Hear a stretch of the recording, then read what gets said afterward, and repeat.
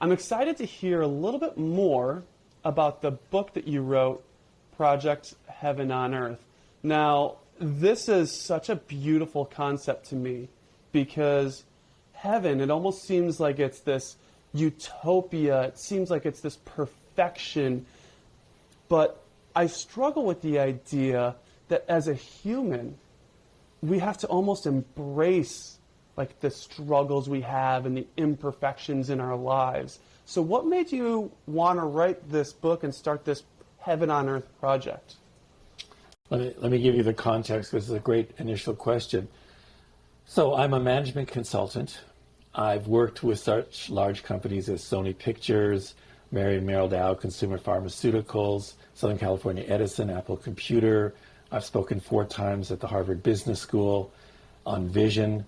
I'm co-author of the New York Times business bestseller, Chicken Soup for the Soul at Work, with sales of over 1 million copies. So I have a very traditional consulting background. And it was all about vision. What's the vision for your unit, for your company? Where do you want to go? And about 30 years ago, Ryan, I began to say, well, what's my vision for the kind of life and work and nation and world that I deeply long for? Not just want, but deeply long for. And so the phrase came into my mind, oh, you mean heaven on earth? And I went, oh, man, you can't say that. I mean, people will think you're, proselytizing some kind of crazy zealot. But the more I thought about it, the more I thought, it's not such a crazy idea. It's actually quite a bold idea. Plus, I can talk to you about hell on earth. That's a respectable conversation. Why can't I talk to you about heaven on earth? Yeah. So I began to engage. Go ahead. No, keep going. So I began to engage in the notion of, so what is that? I mean, I literally had no idea what I was even talking about. So I began to do this research project in which I went around to people and just said, what's heaven on earth? What's heaven on earth? What's heaven on earth? Hundreds and hundreds and hundreds of times, because I wanted to get the lay of the land about what this was that I was beginning to inquire about or explore. And as I did that, I began to hear consistent patterns in the answers. And that was very, very intriguing to me. And so after several years of asking that question, I boiled it down to 3 questions. And I kind of asked your permission at the beginning of this, before we went on air here. I want to ask you the 3 heaven on earth questions, and I want your listeners, viewers, to answer the questions as I ask them. Yeah. You willing? Absolutely. Good. Question 1. Recall a time when you experienced heaven on earth. Recall a time when you experienced heaven on earth. What was going on? So in doing research for this conversation, I saw that you asked these 3 questions. And one of the things that I found difficult was actually answering the questions. So maybe other people are going through something similar. And I'd actually love to hear if you do have strategies about this. However, I'm going to answer the question for you. So I think there's a couple times where I have felt like I have experienced heaven on earth. The time that came to my mind immediately is the day that my 2 sons were born. I thought that those 2 times were heaven on earth. They're twins or separate births? No, separate births. Okay. Births. There was also some other experiences where I just felt like this euphoria going through my body. And it's typically like when I've accomplished something huge. So 2 things that came to mind were when I finished an ultra marathon, first race I ever ran, right? That felt like heaven on earth. It was just this euphoria of finishing something crazy. And then the other time in my business was making a huge move in my career and then being named manager of the year, my first year in a new position. So those are like a handful of times. And there's been more, but it seems like it's like reoccurring throughout my life. All right.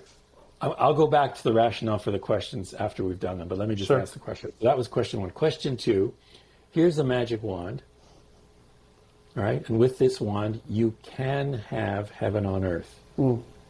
What's heaven on earth? Simply by waving it, you can have heaven on earth. What is that? Yeah, abracadabra, right? So is this like an individual or a collective, right? Because I think as an individual, it would be, to me, heaven on earth would be surrounded with people that I love, um, doing meaningful work, working together, and just seeing everybody that I'm with having this like collective happiness and fulfillment. Family, friends, whatnot. And then I guess I could take it to the like a larger level of just saying, maybe having an entire world of people that are fulfilled and feel like they're the hero of their own story and working collectively. I'm just making some notes so I can come back. All right. And then the third question, what simple, easy, concrete step will you take in the next 24 hours to have more of that?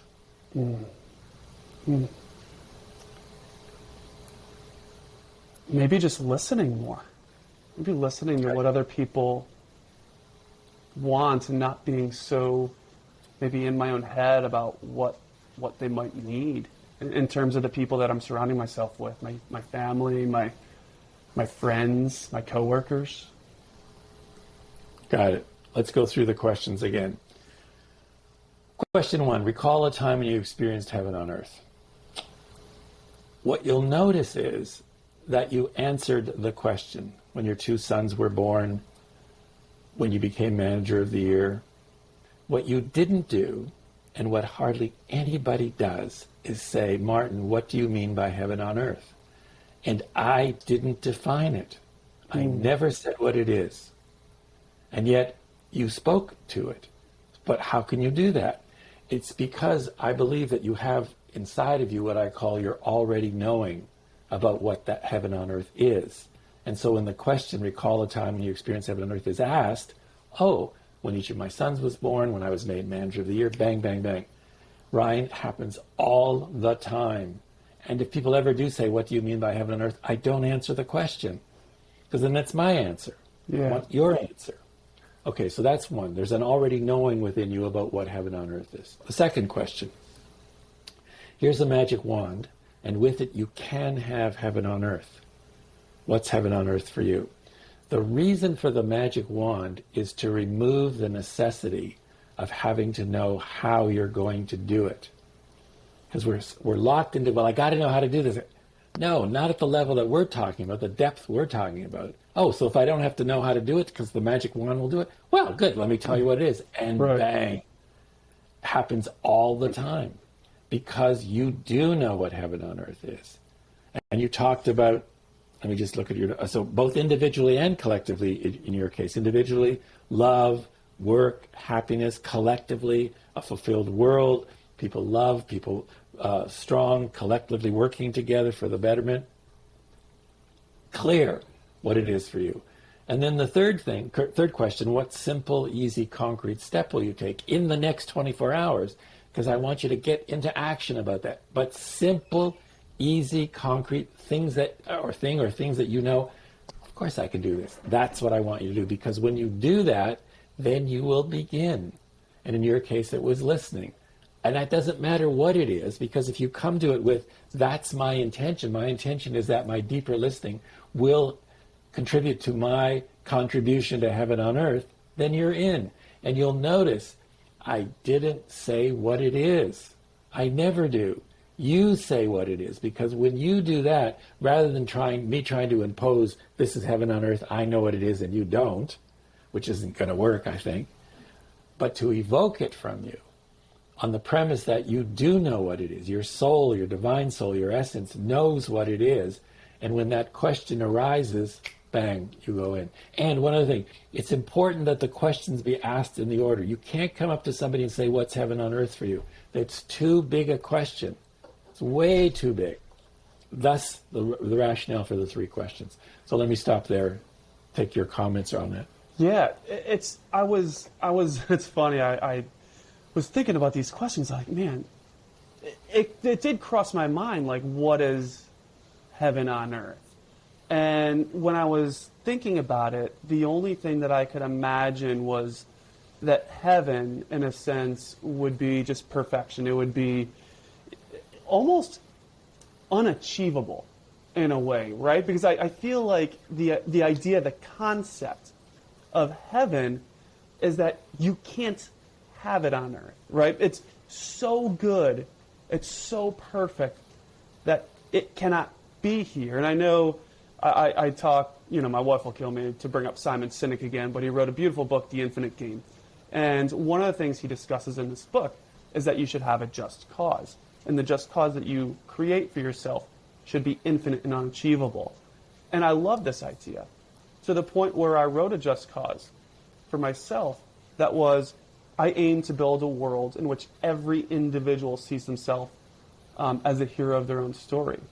And I think it's a very similar concept to what you're talking about, in that if you set an unachievable goal for yourself, a purpose, a why for your life, then you have something to strive for on a daily basis, which kind of creates that fulfillment that maybe I was speaking about.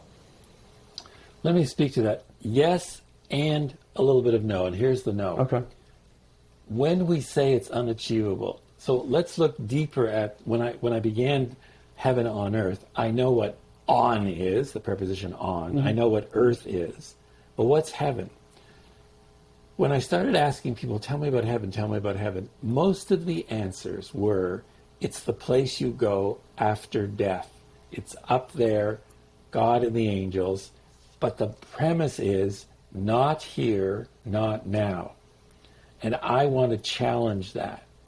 Where does it say we have to have hell on earth? Where does it say we have to have the Russians' invasion of the Ukraine continue to go on, that unnecessary, stupid, immoral, unethical suffering?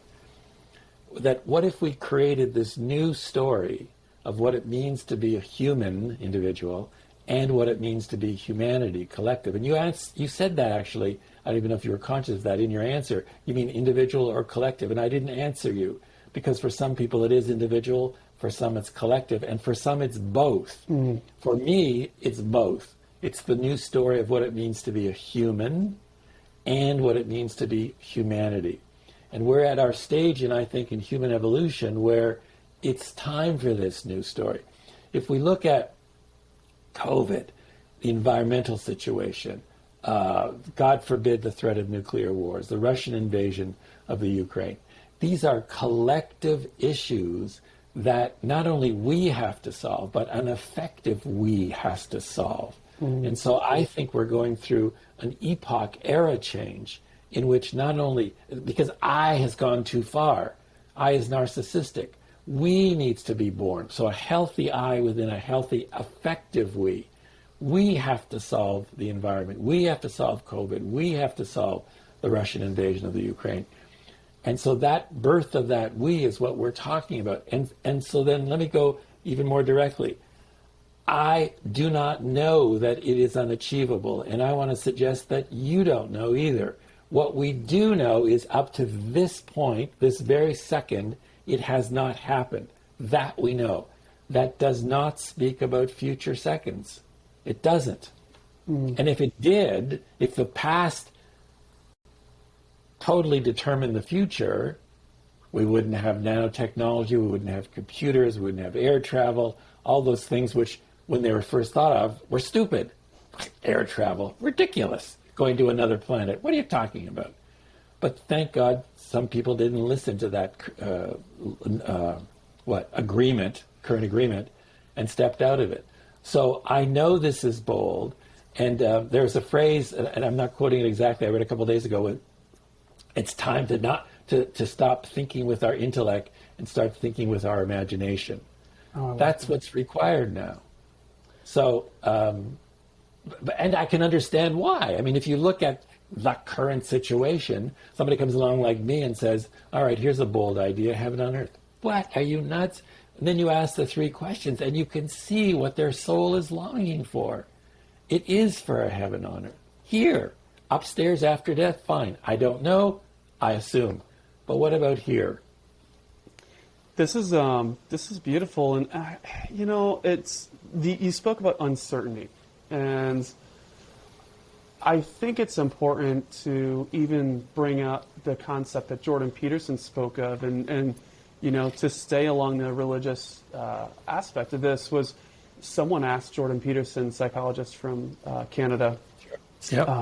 if he believed in God, and he said, "Well, I don't. What's not important is if I believe in God. What's important is that I act as though I do." And I think that that's an interesting theory, and I think it aligns with this project Heaven on Earth in that if you're trying to create or manifest this heaven on earth, it's not important whether you believe it's possible or not, but it's important that you act as though it is. And I think that's what you're getting to with the project part. Yes. Yes. Yeah. That's beautifully said. Yeah. And I would add one other thing. There's an assumption that you have to believe you can do something in order to do it. So in order for me to do X, I need to believe I can do X, which means that I will only do the things that I believe I can do. But what if you want something that's outside of your beliefs? The end of hunger, the end of war, a democratic, moral, ethical Russia. But that's impossible. I don't believe that's possible. But if you look at it, we have done things in our lives that are outside what we believe possible. You talked about the race you were in. I remember the first marathon that I was in, the most I'd ever run was 5 miles. And I ran with 2 other guys, and I ran 16 miles, more than 3 times what I'd ever done before. And I didn't believe that I did it, except I did it. So the notion that you have to believe you can do something in order to do it is good, but it doesn't allow you to go beyond that. And that's what I'm talking about. It's not necessary to believe that you can do this and do it. It's interesting that you have a management consulting background.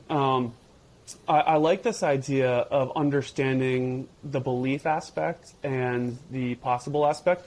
I was thinking about this earlier because I think that in a way we're on a potential hamster wheel, like a negative hamster wheel.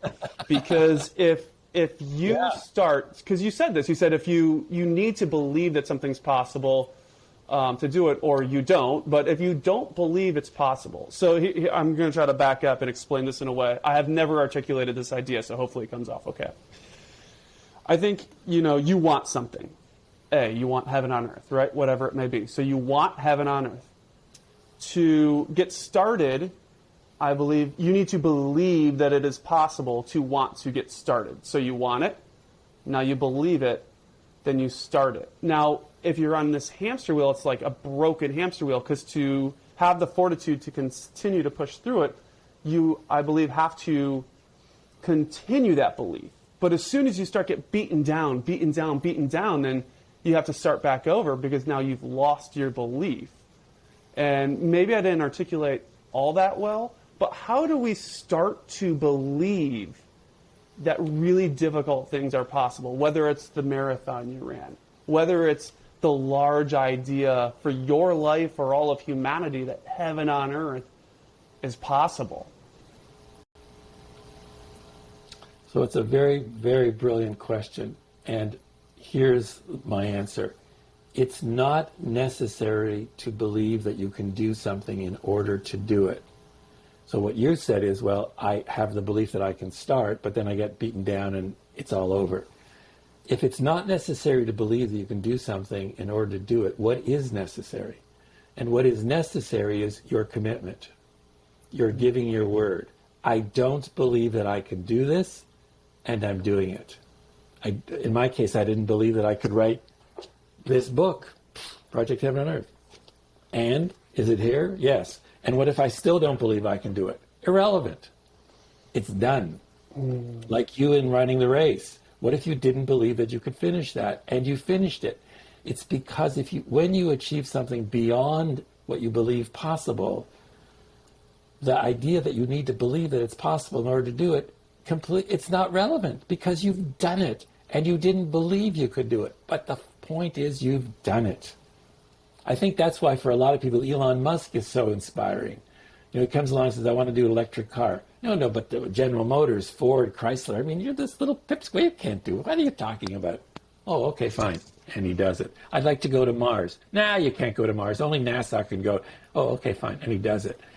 And I love the way and the Boring Company. Do you know that? Oh, yeah. The tunnels through LA. Yeah. That's right. They're calling it Boring Company.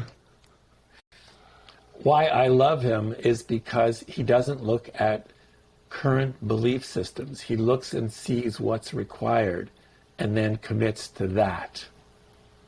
That's where his power is, and that's where each of our powers lie. So in a way, it sounds like you're saying that we're constrained by our beliefs. We are constrained by the belief that we have to believe we can do it in order to do it. Right? We are constrained by the belief that we have to believe we can do something in order to do it. That's not accurate. And how I can tell you it's not accurate, my evidence is that you have done things in your life that you didn't believe you could do. That you have seen friends, loved ones do things in their life that they didn't believe they could do. That we see news reports all the time. I didn't believe I could do that. Did you do it? Yeah. But I didn't believe. But did you do it? Yeah. That's what's going on in those instances. Yeah, we talked a little bit before we got started about this idea about aligning some core values with purpose in the business sense. And I want to phrase a question to kind of work into that, that I think is similar to what you're talking about, because I was considering if it was necessary for people in business to have a purpose or a why. And then I also considered, well, maybe it's not a purpose, maybe it's core values, maybe it's things that are important. It's like what you tie your identity to, who you are as an individual, as a human. And then I was thinking this morning, it kind of hit me. I thought, what if your purpose that you create for yourself, whether that's a goal, whether that's a heaven on earth, in quotes, heaven on earth for your business, for your life, whether your purpose is what gets you out of bed and gets your shoes on for your run, or gets you out of bed and gets you to work motivated, but your core values, your identity, are what help you push through in times of adversity. I'm curious to get your opinion on that in the context of achieving this large goal that you set out for yourself. So I think that purpose is the primary question. Why am I here, or why do we want to do this particular thing? So for me, for example, with Project Heaven on Earth, the why was, when I really looked at it, this unnecessary, immoral, constant suffering in the world, which I did not think was necessary. I went to a home for children, for abandoned and starving children in Brazil, and there was a young girl there who had cigarette burns all over her body, 12 years old. I'd never seen, the first time in my life I actually had the thought I could kill somebody. I mean, I wouldn't, but I actually had the thought. And so I went over to her to hug her, to talk. No. Okay, fine, I backed off. And then there was a little stuffed toy animal I went to reach to give. No, didn't want that either. So I said, okay, back off. And so I just thought in my head, I apologize for this. This should never have happened to you. And she was one of the drivers for me completing this book, and the dedication at the front is to her. Purpose answers the question why. It's the ongoingness. It's like, I'm making this very simple. If my purpose in life is going west, and I go all the way around the world and come back to where I am, is my purpose over? No, it's not. Purpose is ongoing, ongoing, ongoing. And then along the purpose line are objectives, are values. This is the way I live, with integrity, with excellence, with integrity, excellence, morality, playfulness, fun. Those are values that are very important to me. And those are applied to, I just made this up, on behalf of the purpose. So then when something comes up in the way, I don't want to, well, I'll tell you, I don't want to write. I don't like writing. I like the result. I love the result. And so purpose is why, vision is what, And the hows then come afterwards, the strategy, the tactics, the goals, all of that stuff. But you have to be, foundationalized in the why and the what before you can get into it, with resilience and with ongoingness. Mm. People say to me, are you retiring or are you retired? Retired? Well, it's the most ridiculous. I would just do, if I were retired, I would do what I'm doing. I've always done what I'm, so. Yeah, retirement is a whole nother can of worms, and I've thought deeply about what retirement would look like, and it was like, okay, well, it's just no one telling me what to do, but continuing to do things that bring me happiness and joy. And I'm not the type of guy who would just wake up and sit on a beach every single day. It just seems monotonous and boring in a way. And I love sitting on a beach. It just seems like for eternity, and that's, interestingly enough, like when I could sit on a beach and say, this is heaven on earth, right? And in a way, it is. It's the beauty. It's the warm sun on your skin. It's sitting and having that beer with someone you love and enjoy spending time with. That is heaven. That's heaven on earth at that time. And I could say something as simple as that to answer your question.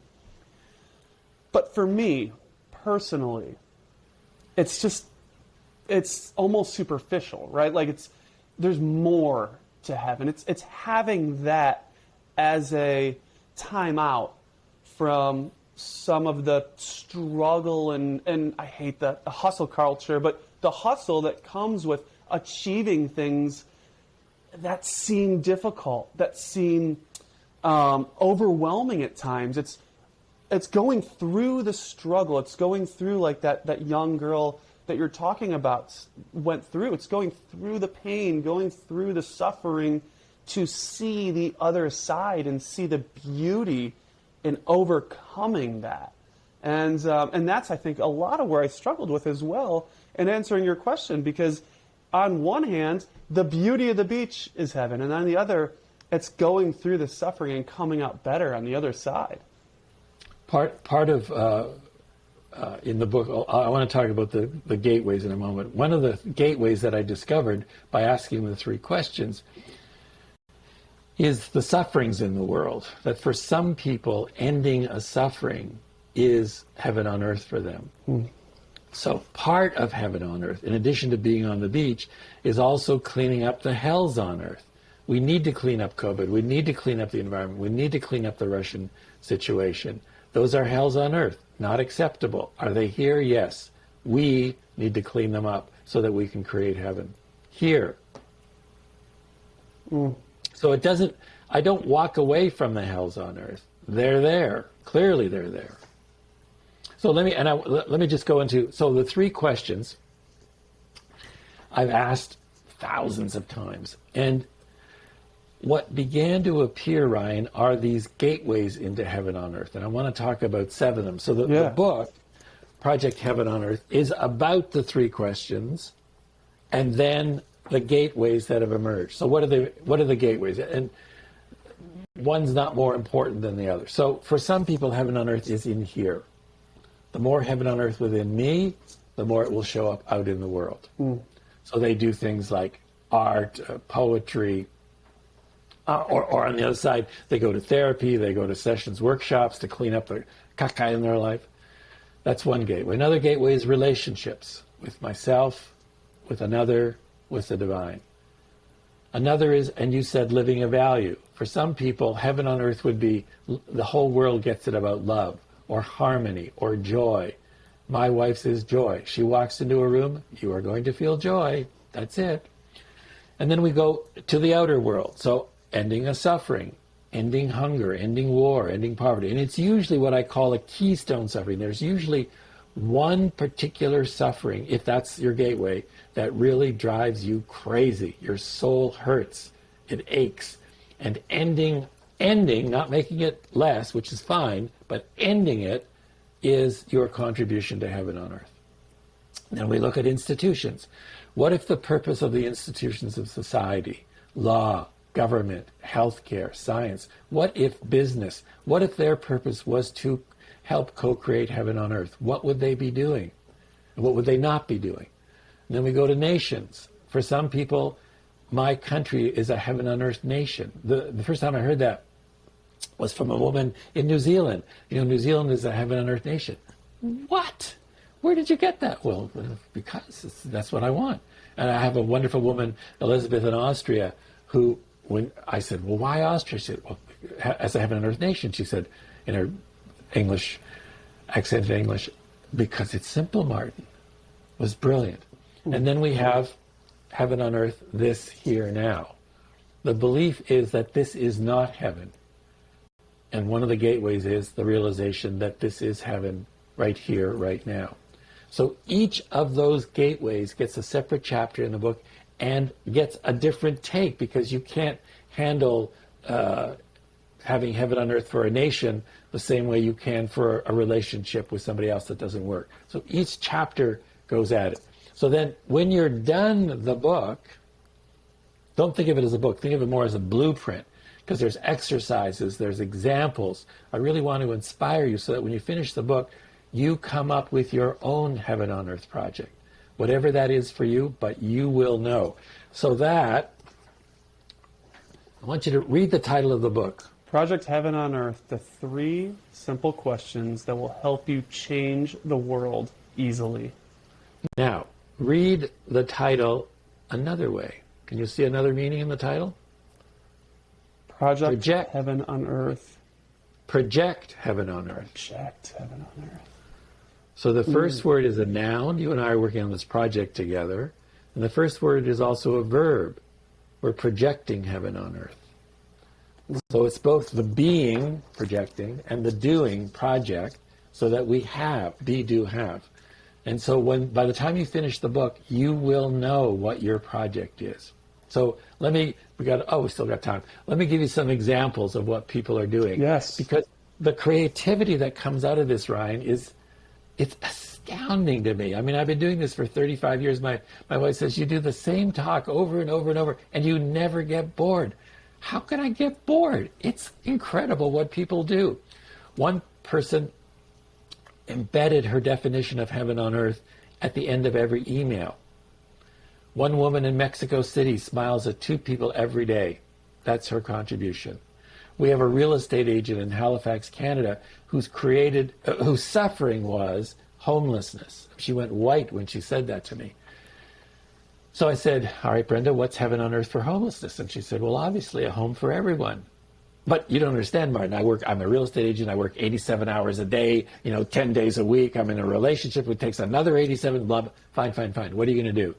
She goes back to her agency, sits them all down and says, all right, we are going to end homelessness. We're going to create a home for everyone. How? Simply.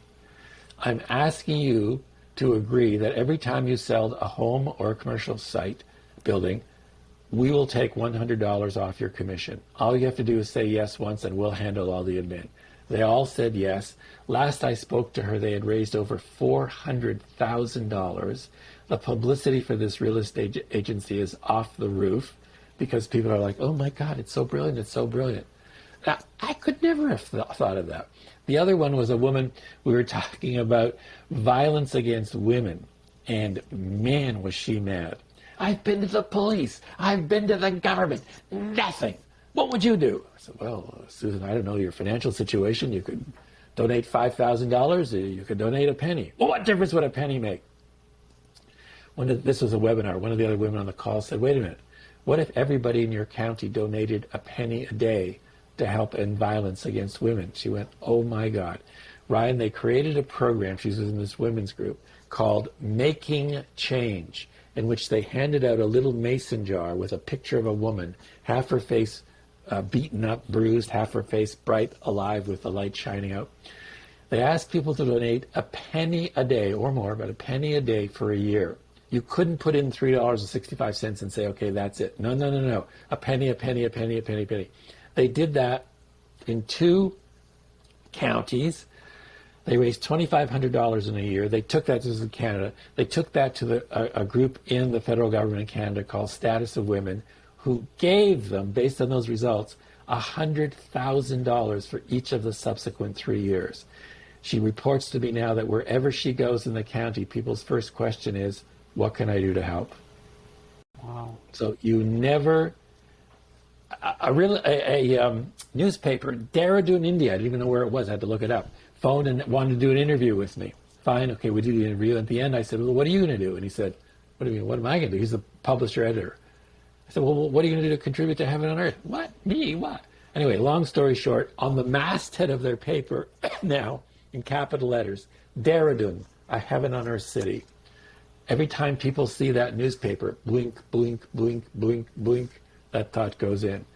So a police officer in Lubbock, Texas, who's written a 16-page manual called Heaven on Earth for Law Enforcement. It goes on and on and on. The creativity is a man from Africa who started a Facebook group called Africa, a Heaven on Earth continent. Man. Where do these ideas come from? They're amazing to me. I love this. I love the fact that you showed me the dual meaning of the cover, the project, because I do believe that it's important for people to have a mission, a goal that's bigger than them, right? And I think this Heaven on Earth, in a way, at least the way you've described it for what a lot of the folks that you've worked with kind of have created, is this project. It's for a bigger purpose. It's to fight against suffering in a way. So how can someone that wants to put this into play in their life, but specifically their career, because I'm interested in this, how can someone say, I am going to create Heaven on Earth within my company, at my job? What's the actionable steps that I need to do right now to create my purpose in my career and put this in place? Brilliant question. And that's actually, we're just beginning to start that Heaven on Earth business consulting. This consultant in LA and I are just beginning that whole process. So, perfect time to ask the question. In addition to the 3 questions, recall the time you experienced Heaven on Earth, what was going on. Mm-hmm. Here's a magic wand. With it, you can have Heaven on Earth. I would add a second question. Using the same magic wand, what is Heaven on Earth for your business or for your work? Answer that question. And remember, don't be constrained by what is possible, what's happened, what resources you have. That's the magic wand's job. What I want to do with the magic wand is open the arena in which you see what Heaven on Earth is for your business and begin in the simplest, easiest way, a way that you know you'll be successful. Take the first step, then take the next step, then take the next step. That's what happened to me when I started with this idea of Heaven on Earth for humanity. What?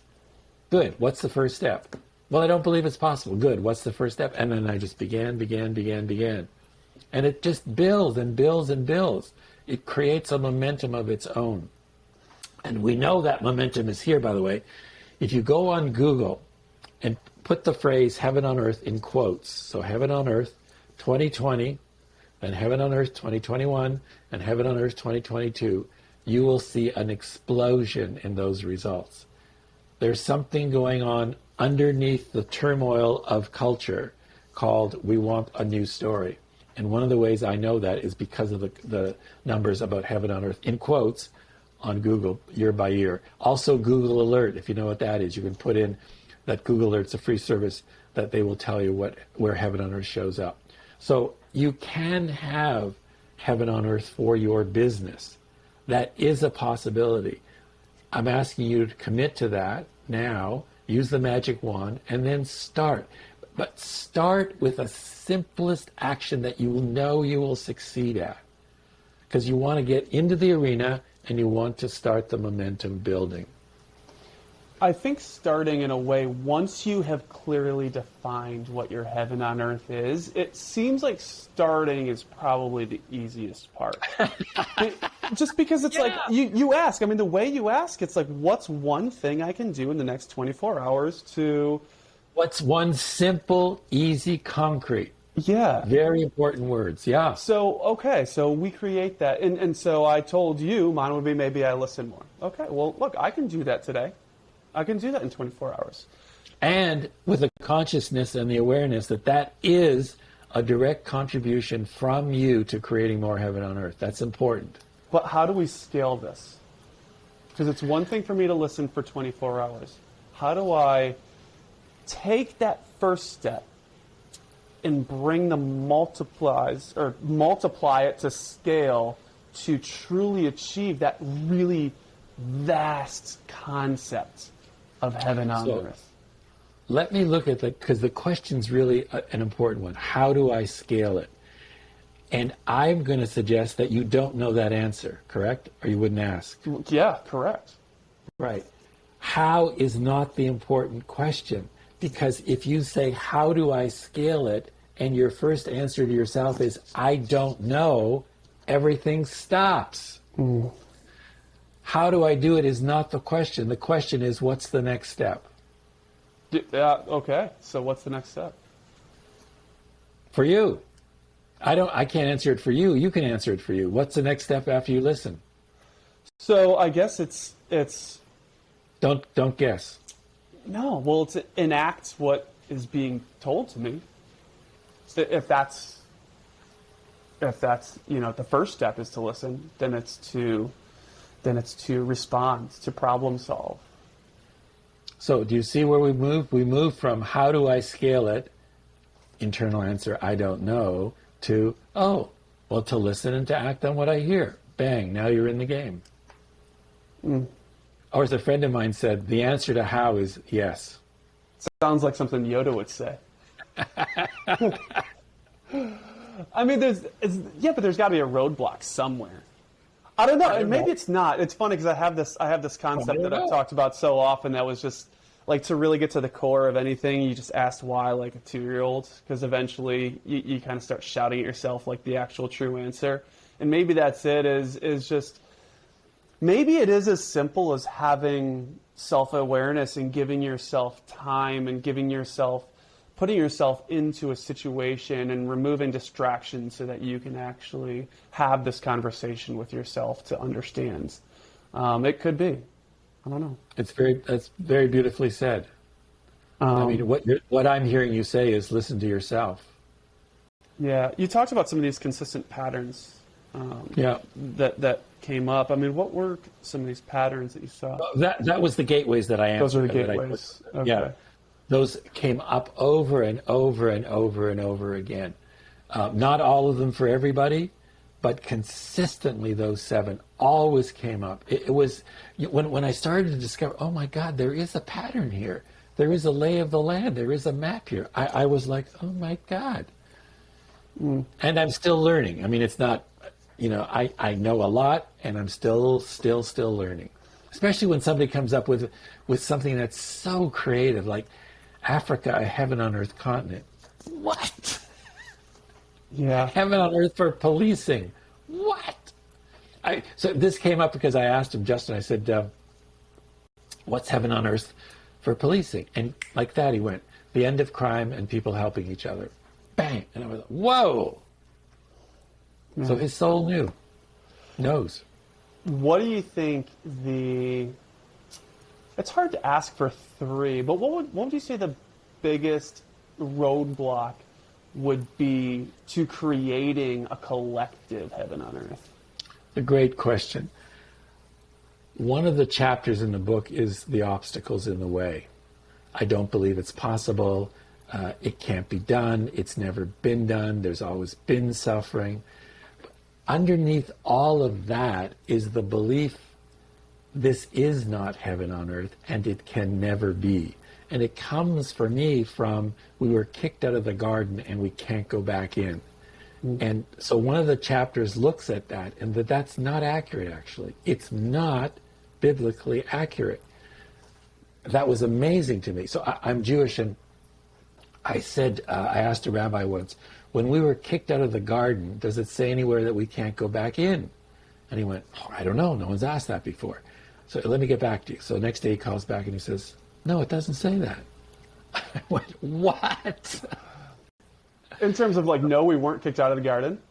No, we were kicked out, but that we can't go back in, that's not there. It is not there. I wonder if I just finished this book called The Practice of Groundedness. And a lot of it is living in the present. And I wonder if, in a way, we're already living in a heaven on earth. It's really hard to think if you're going through some suffering right now. But having the ability to pursue something as meaningful as these gateways that you speak of, and understanding that there's suffering along the way, and the privilege to pursue self-awareness and growth. I mean, maybe what we're in is already a heaven on earth, and what you have written about is just a way to uncover it for us. It's very beautifully said. That's what the last gateway clearly is. The belief that this is not heaven on earth. And so there's like 3 or 4 pages in which I just write, this here now, this here now. That's it. Now, once you get that being, that this is heaven, here now, there's still becoming, our job is to create more of that in the world. So, clean up COVID, clean up the environment, clean up the Russian invasion of Ukraine. There's still crapola that needs to be cleaned up from the context of we're co-creating more heaven on earth rather than more hell on earth is coming in and there's nothing we can do about it. Then it's game over. And I refuse to accept that. Man. Martin, I love this. I love this book. I was so excited to speak to you because I think there's an innate belief and desire in most people for personal growth, for collective growth as humanity. And I think we all want to contribute, and I think this is a beautiful way to do your part in building the world that you want to see. So I absolutely love this. And I would suggest for anyone that has that same belief that I do, to go out and get this book and consider these questions and think about what you can do and what's your purpose in creating this quote, utopia or this heaven on earth. So if someone is interested in getting the book, they want to talk to you, they're looking for more resources, information, Martin, how can people get a hold of you? Very simple. The website, projectheavenonearth.com, projectheavenonearth.com. You can contact me through there. You can sign up for the free 7-day course there and the free weekly blog. That's really important because if you get something every week that talks about heaven on earth, heaven on earth, heaven on earth, it normalizes it.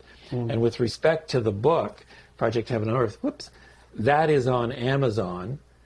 And I want to make an outrageous request, Ryan. I want to ask you to buy 3 copies of the book, not one.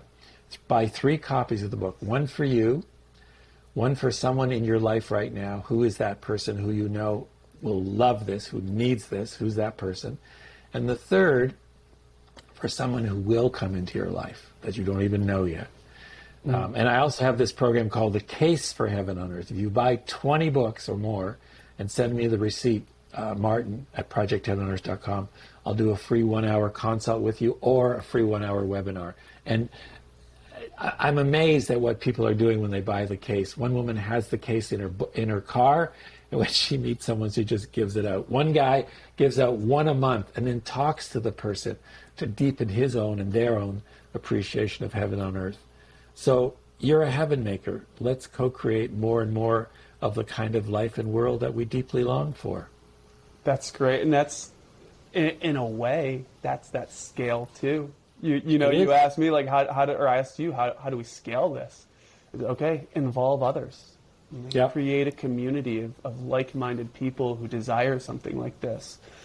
We just had a group of women who, from January to May, January, February, March, April, like 5 months, 3 times a week they would get together for 15 minutes and read a part of the book that just progressed through the books. And if they had questions or they would stop and discuss it, it was amazing what happened with these women. Wow. Oh, Incredible. That's so beautiful. Well, Martin, I have 3 questions that I ask at the end of every single podcast, Yes, sir. and all the links that you just told me will be in the show notes in this podcast episode. So the final 3 questions of the podcast. Question number 1. You're an author, but what's the most impactful book that you've ever read?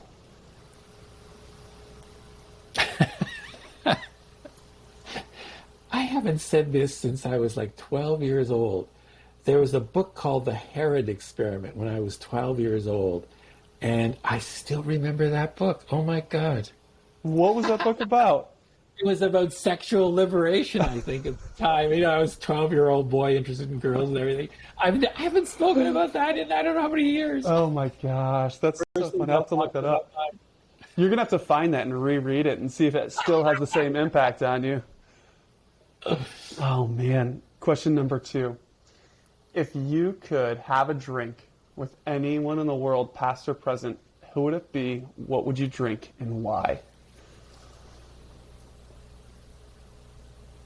Moses. What would I drink? Probably just water. Why? I would, because my Hebrew name is Moshe, which means Moses. I would want to know what it was like on the mount. You know, what happened? What was it like being, you know, in the presence of the burning bush? What was it like coming back and having people not believe you? What was it like taking people to the promised land but not being allowed to go in? Just because of that person's importance, to actually be with him would be astounding. That's beautiful. And the last question. The Every Breath Counts podcast, the Every Breath Counts mindset has a twofold meaning. On one hand, it means that you have a finite amount of breaths in your body, and you need to use those breaths to do something great and to become the person you were born to be. And on the other hand, it's that you have a finite amount of breaths in your body, and you need to be grateful for each and every one of them. So I make every breath count in my life by having podcasts and doing things like this and speaking to you. How do you make every breath count in your life?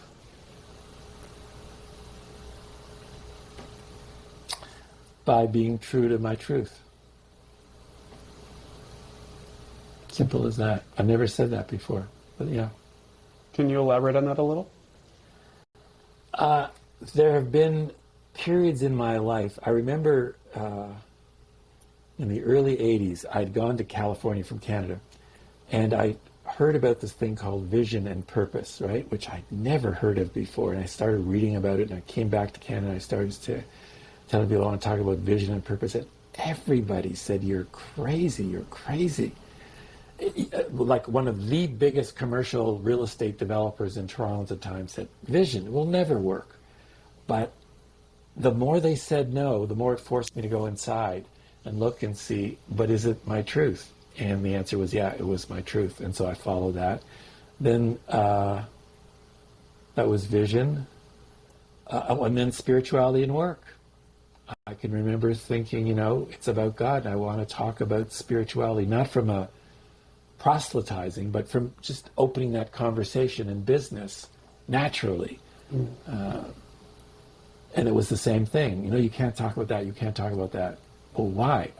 I never wanted to impose it. Just I wanted to talk about it.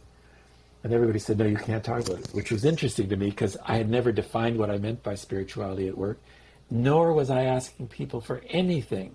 It was only my statement. I wanted to talk about it. And once I got that, then I just started talking about it. And the same with heaven on earth, you know. But by the time I got to heaven on earth, it was like, okay, I've been through this in my life where I know people think I'm nuts, but it's my truth, and I wanted to explore this territory, this land. Well, Martin, thank you so much for taking time today to join the podcast. Guys, I hope you got something out of this, and I hope that it ignited a desire in you to believe that heaven on earth is possible. Maybe believe that we are in heaven on earth, and it's up to us to uncover the best way to live it, to scale it, and to just become heaven. So go out, grab the book, give Martin a follow, enjoy the rest of your week, create heaven on earth, and make